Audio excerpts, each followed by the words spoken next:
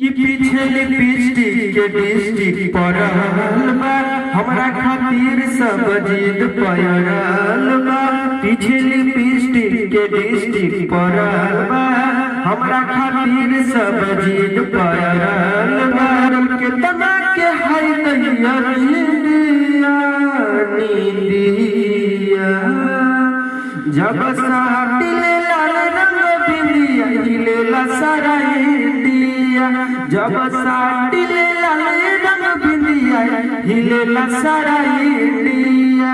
ये सॉन्ग शिल्पी राज जी का है, बहुत ही ज़बरदस्त सॉन्ग है। इस सॉन्ग को लिखने वाले राइटर अजीत मंडल जी हैं और म्यूजिक डायरेक्टर आर्या शर्मा जी हैं। ये सॉन्ग आइकॉन भोजपुरिया बवाल चैनल से रिलीज हुआ है। इस सॉन्ग का वीडियो बहुत ज़बरदस्त तरीका से शूटिंग हुआ है। आप लोग इस सॉन्ग को एक बार ज़रूर सुने और अपना प्यार दुलार जरूर दें। बता दें दोस्तों, इसी प्रकार से भोजपुरिया से जानकारी पाने के लिए हमारे चैनल को सब्सक्राइब करें और नए नए वीडियो पाने के लिए हमारे चैनल से जुड़ें। धन्यवाद।